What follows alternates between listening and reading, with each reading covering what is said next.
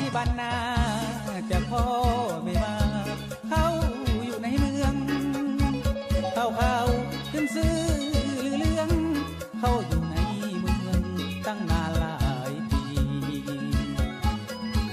ซื้อเสียงดังก้อง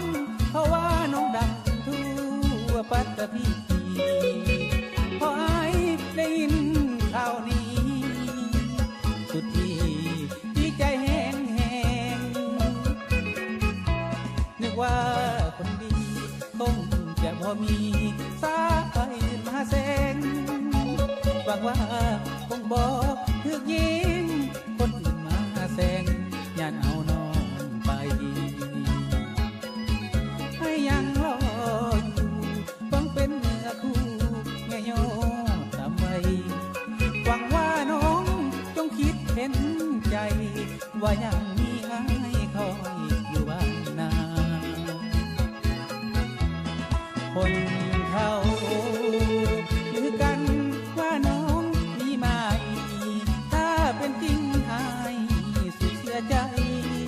ขออย่าได้เป็นดังเขาว่าให้อยู่ทางบ้าน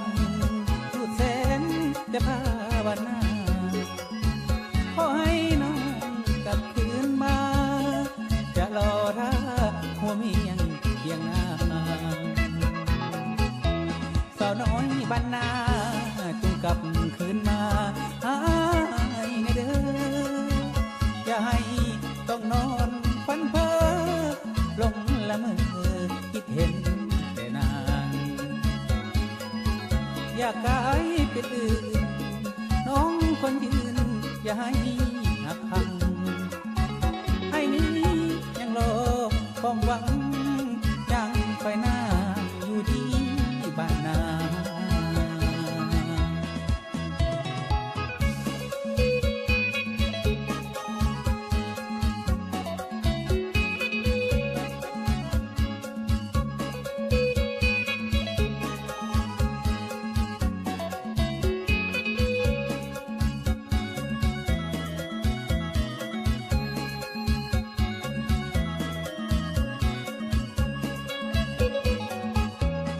คนเขายือกัน